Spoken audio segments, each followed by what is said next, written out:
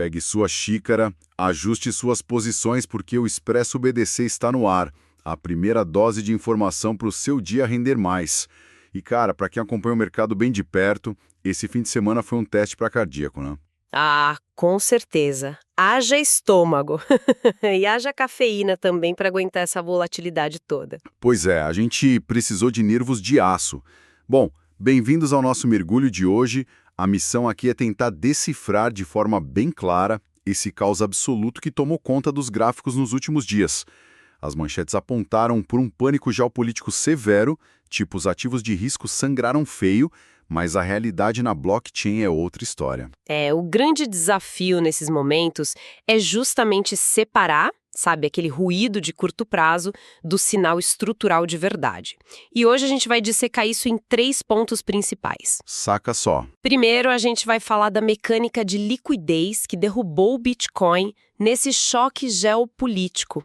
Depois vamos entrar num cenário meio de filme de Hollywood, que é a atuação de hackers estatais no DeFi. E para fechar, a luz no fim do túnel. Os dados internos mostrando por que o capital institucional continua mirando lá nos 88 mil dólares, ignorando totalmente esse pânico das manchetes. E o gatilho para essa montanha-russa toda foi o mundo físico invadindo os terminais, né? O mercado cripto viu o Bitcoin escorregar rapidinho para baixo dos 71 mil dólares durante o fim de semana, e o motivo principal foi uma manchete, cara, que dominou todos os alertas. Aquela manchete pesada? Muito pesada. Informações de que o ex-presidente Donald Trump teria ordenado que a Marinha dos Estados Unidos se junte ao Irã num bloqueio do Estreito de Hormuz. Isso no meio do fracasso das negociações de paz. Cara, essa notícia é mais forte que café sem açúcar. Nossa, pesadíssima. Mas, olha, antes da gente entrar na reação dos fundos, a gente precisa fazer aquela pausa tática aqui. Fundamental. Exato. Importante deixar super claro para a nossa audiência que o nosso foco aqui é estritamente analítico, financeiro mesmo. A gente só lê o gráfico. Isso. Ao reportar essa movimentação com o ex-presidente Trump, o Irã e toda essa tensão, a gente está unicamente repassando os dados das fontes. A gente não endossa política, não toma partido, não defende nem critica direita, esquerda ou centro. A ideia é isolar os fatos e traduzir o impacto disso no dinheiro. Perfeito. O papel é ver para onde o fluxo de capital está indo. E, mano, o que a gente viu não foi o Bitcoin falhando, né? Foi a galera correndo pro bote salva-vidas. Exatamente. É a manifestação mais clássica da mecânica de liquidez global. Pensa no Estreito de Hormuz, que é um gargalo logístico crítico para o petróleo no mundo todo.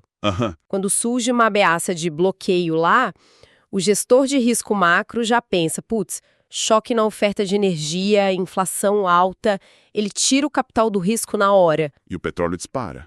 Mas é aí que está a dúvida que fica na cabeça de quem está vendo o gráfico derreter no domingo à noite. Tipo, se o problema é o petróleo, se é guerra física, por que uma moeda digital descentralizada apanha primeiro? Parece que é o elo mais fraco, né? Parece. Mas na verdade é porque é o elo mais líquido. Ah, entendi. Imagina o sistema tradicional. Uma notícia global dessas estoura no sábado à noite. A bolsa está fechada. O tesouro está fechado.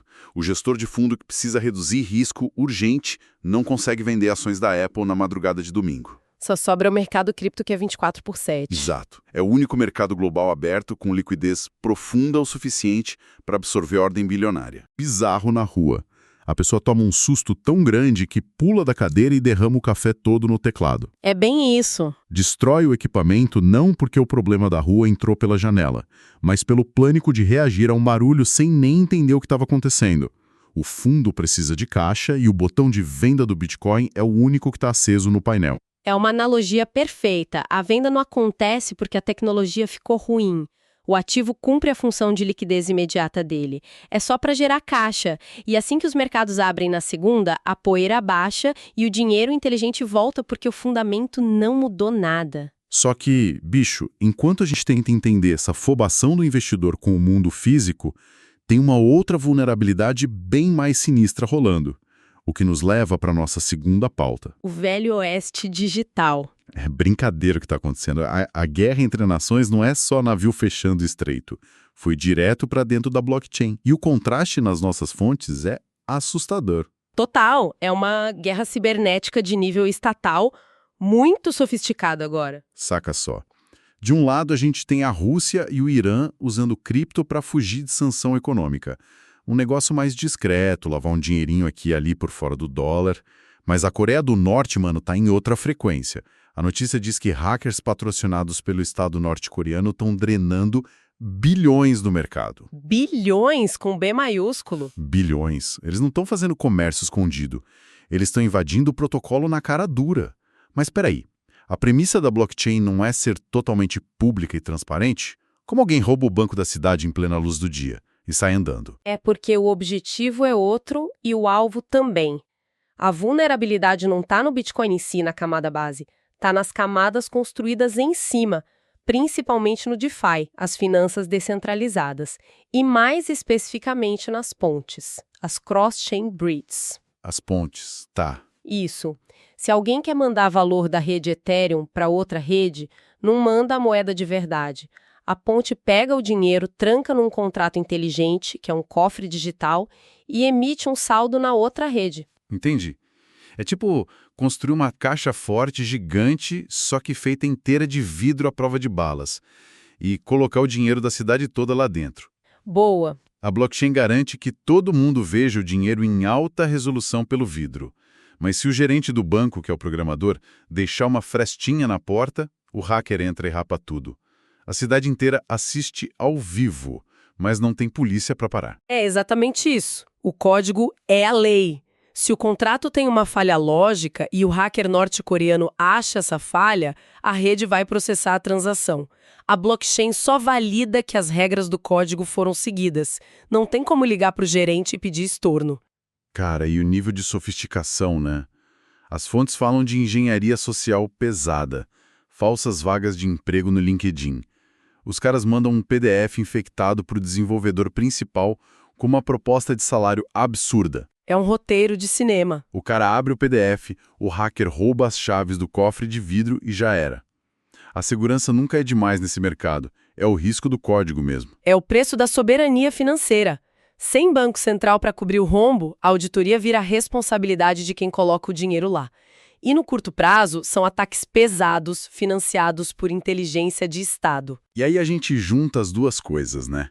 Marinha bloqueando o estreito, pânico derrubando o preço, superpotência patrocinando roubo de bilhões.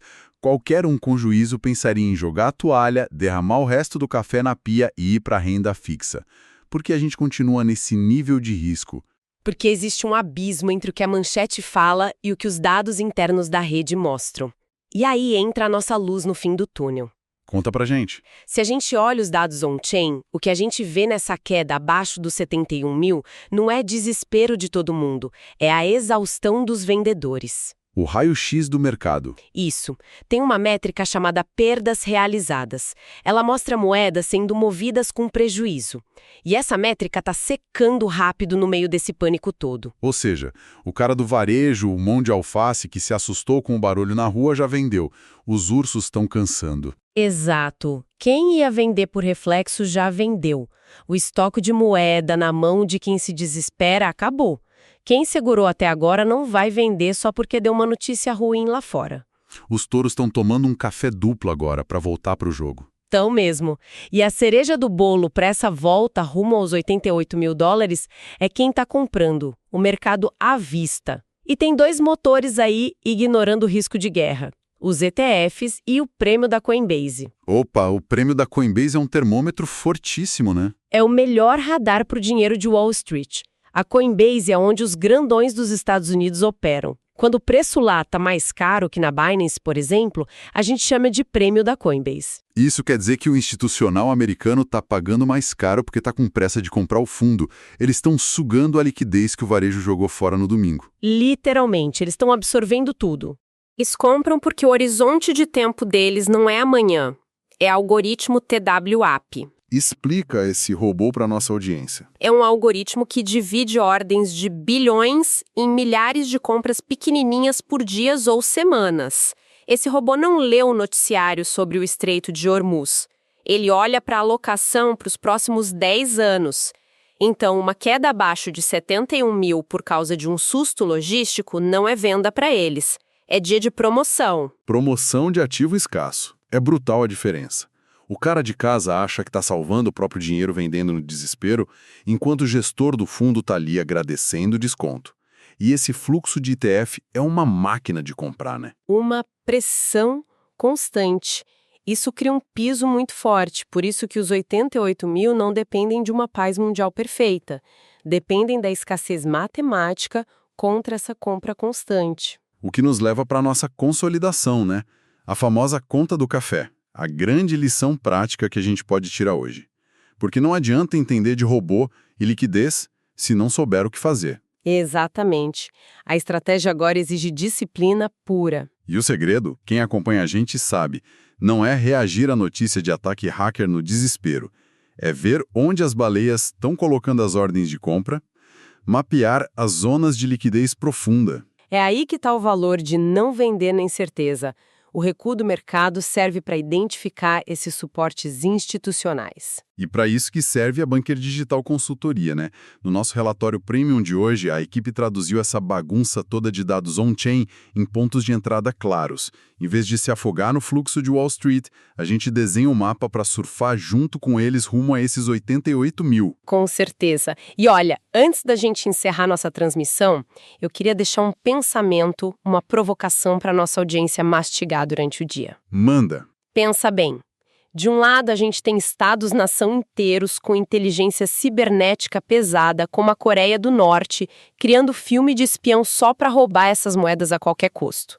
Do outro lado, o poder financeiro tradicional de Wall Street, usando ETF para acumular o máximo possível, ignorando guerra e crise geopolítica. Os dois extremos do mundo correndo atrás do mesmo ativo. Pois é. Se os governos mais agressivos e as instituições financeiras mais ricas do planeta estão competindo ferozmente por essa tecnologia agora, o que eles já entenderam sobre a próxima década que o investidor comum, que vende a carteira no domingo assustado com uma notificação, ainda não conseguiu enxergar? Brilhante. Cara, quando o ruído lá de fora cega o longo prazo, só entender a mecânica salva sua posição. Reflexão pesada para começar o dia. É isso aí. O café esfria, mas o mercado não para. Um excelente dia de negócios e até amanhã no seu Expresso BDC.